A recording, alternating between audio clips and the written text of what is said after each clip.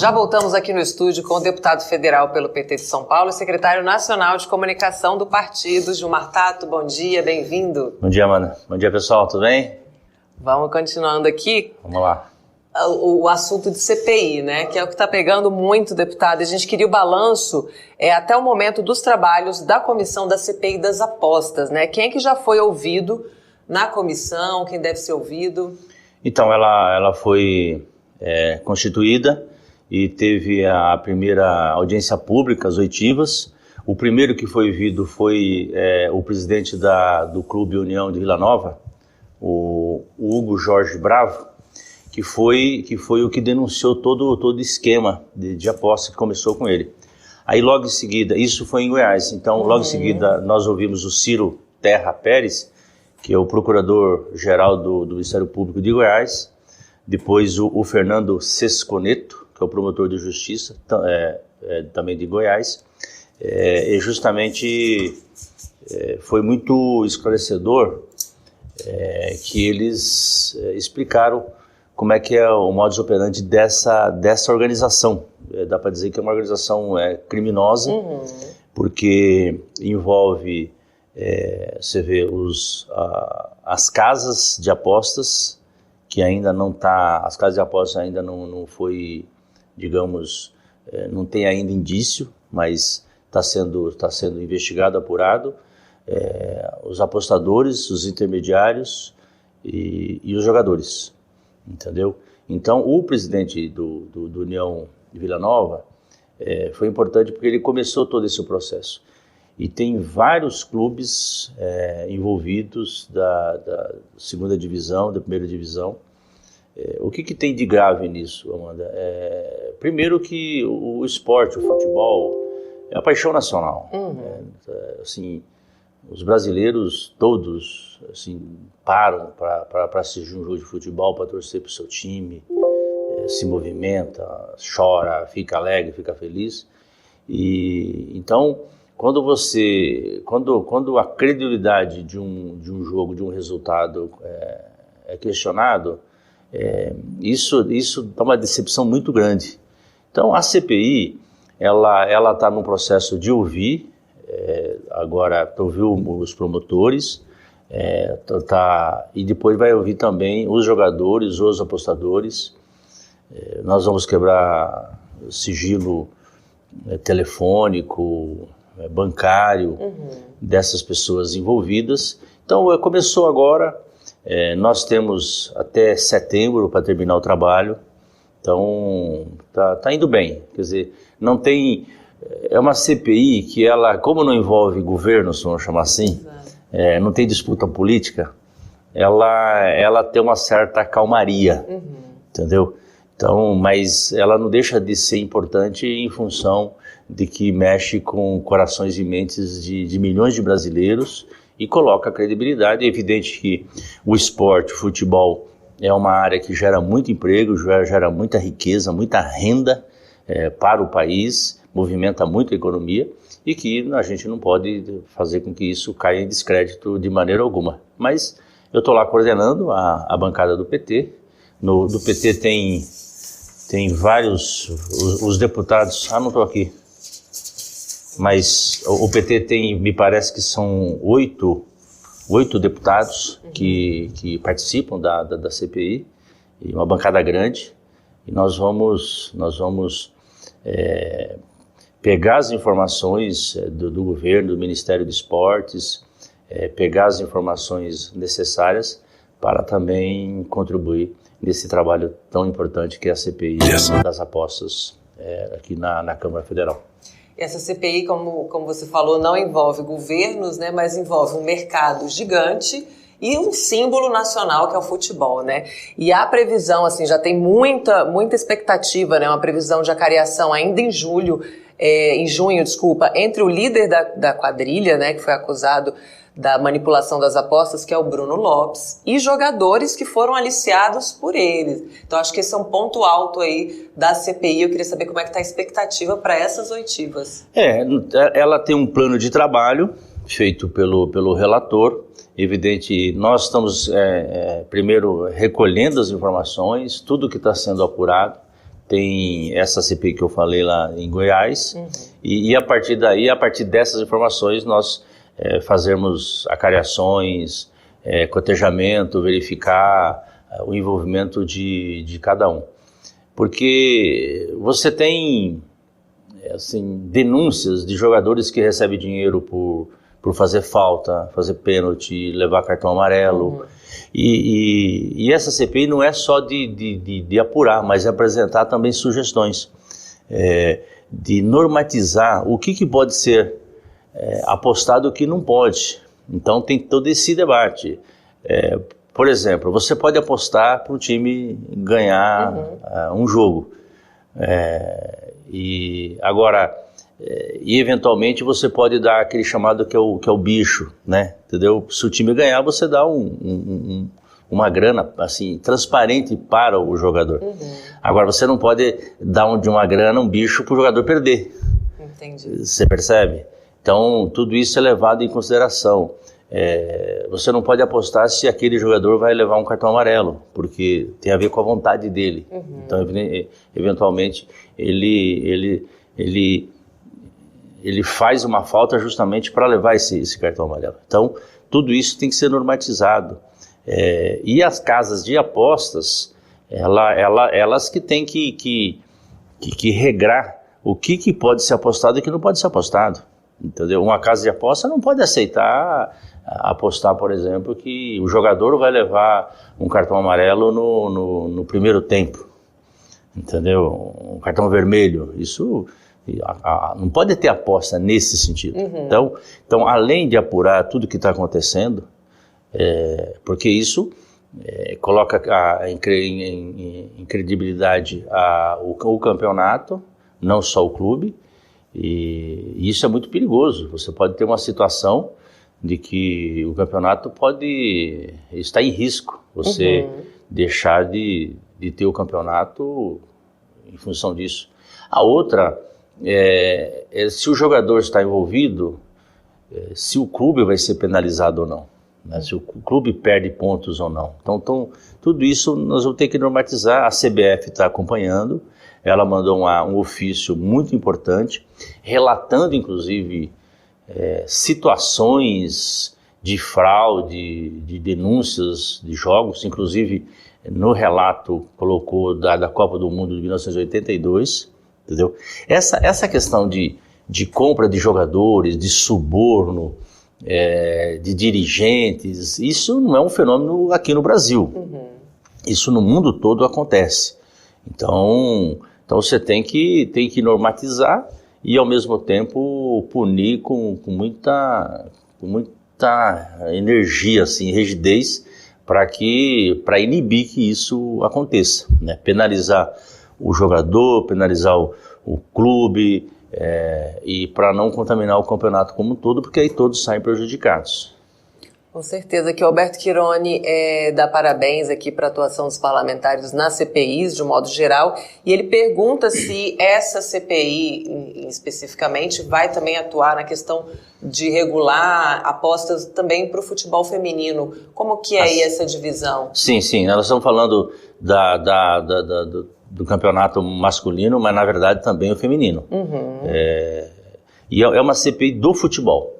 E aí, quando eu falo do futebol, é tanto masculino como feminino, que também tem denúncias relacionadas ao futebol feminino, e ela se propõe a, inclusive, apresentar uma proposta de regulação, de uma sugestão de regulação, aquilo que cabe à legislação, fazer projeto de lei no sentido de normatizar, e aquilo recomendar, inclusive, para a CBF, para quem organiza os campeonatos, para que realmente se orienta a partir desse acúmulo que a CPI vai ter. Porque nós vamos ouvir todo mundo, quer dizer, nós vamos ouvir o governo, vamos ouvir a CBF, vamos ouvir os clubes, os diretores dos clubes, vamos ouvir os jogadores, vamos ouvir a imprensa, quem narra, vamos ouvir os apostadores. Então, vamos ouvir todo mundo e apresentar sugestões para inclusive, o que pode e o que não pode jogar, o que pode e o que não pode fazer apostas, né? E tem um outro debate que não está na CPI, mas provavelmente vai aparecer, porque nós, inclusive, estamos apresentando requerimento nesse sentido, que essas apostas online e a sede dessas empresas no exterior, que tem um problema que o Brasil deixa de arrecadar bilhões relacionado aos impostos dessas apostas. Por quê? Porque estão lá fora. Então, o próprio Ministério da Fazenda, o Fernando Haddad, já falou sobre isso, no sentido de que o Brasil possa também, o Estado brasileiro possa arrecadar impostos dessas apostas, porque isso está sendo os países lá fora, no exterior, que estão recebendo esses recursos. Então, isso, inclusive, nós vamos chamar a área do Ministério da Fazenda que cuida disso, para justamente explicar para nós, e eu sei que já é uma preocupação do Ministério, de arrecadar esses impostos relacionados às apostas, essas apostas online, e virou uma febre. Quem assiste o jogo, quem assistiu os jogos ontem, você pode observar que toda hora você tem, no estádio, você tem propaganda desses bet, né, dessas apostas online, e que eles não pagam um centavo, e por incrível que pareça, eles querem pagar, porque eles sabem que eles vão ser prejudicados. E a credibilidade deles tem a ver com isso, porque se de uma hora para outra a gente proibir, é um negócio que eles deixam de ter. Então eles querem normatizar, querem pagar, querem discutir valores. Então é uma fonte de arrecadação importante também para o Estado brasileiro. É importante também esse ponto da questão fiscal, né, deputado? A gente vê, como você falou, assistindo aos jogos, a gente vê o tempo inteiro propaganda disso, tem muita propaganda também sendo feita no país, e o país precisa também receber, né, esses benefícios fiscais também. Maria Dalva de Souza Faria aqui te dando bom dia, Janete Marzola dizendo que os deputados do PT atuam muito bem na Câmara e na CPI, nosso apoio aí aos companheiros.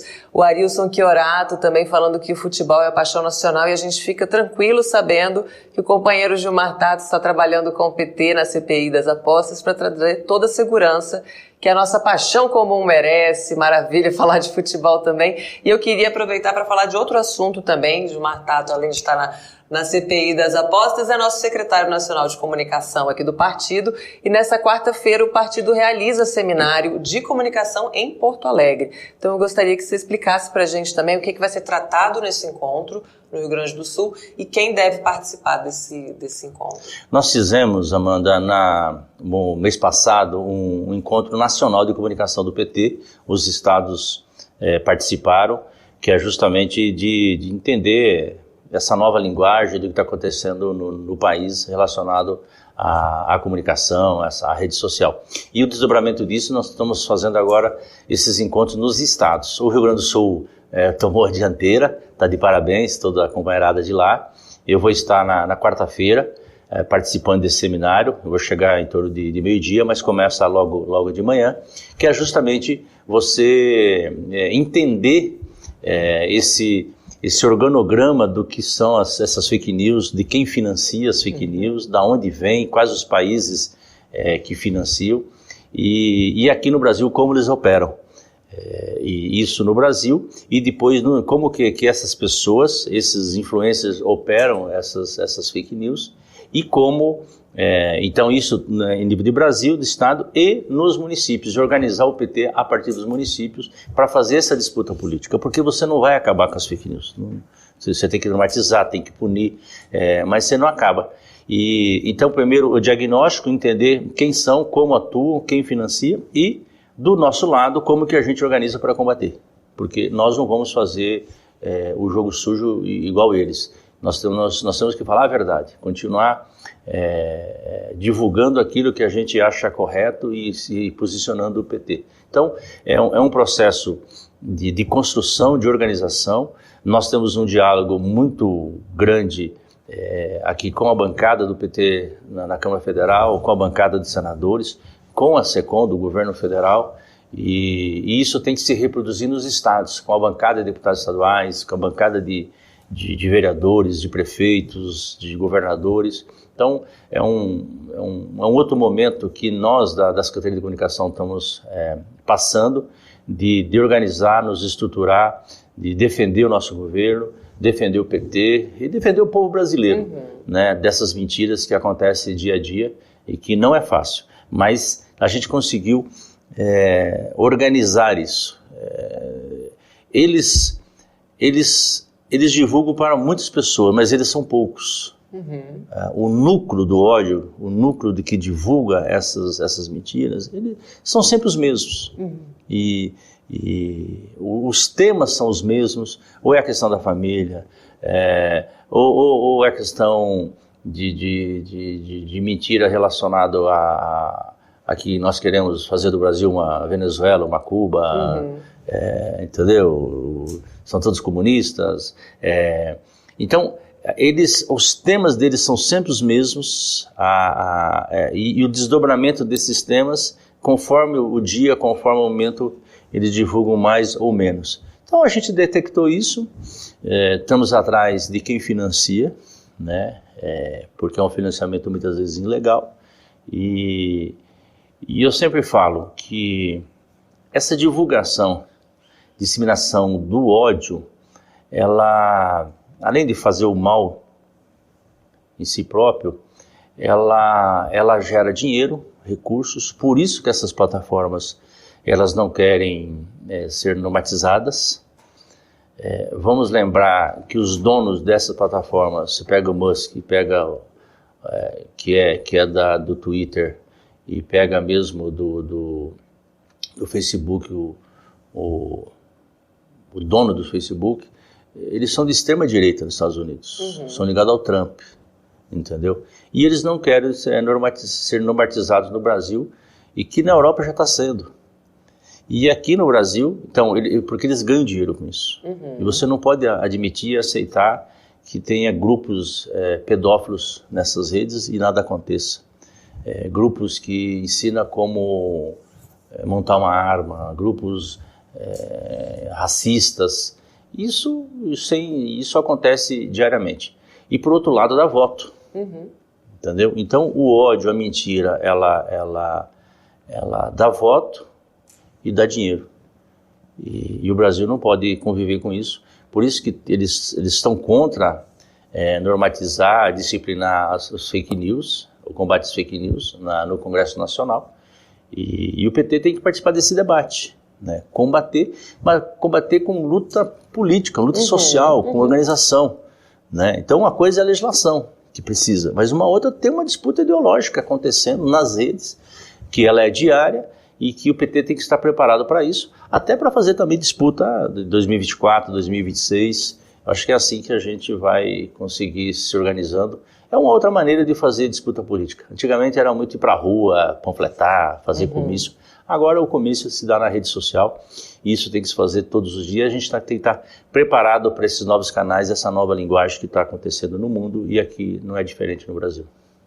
Maravilha, deputado, obrigada mais uma vez por estar aqui com a gente, ter vindo aqui ao estúdio conversar sobre a CPI, sobre comunicação. Seja sempre bem-vindo. Obrigado, abraço pessoal.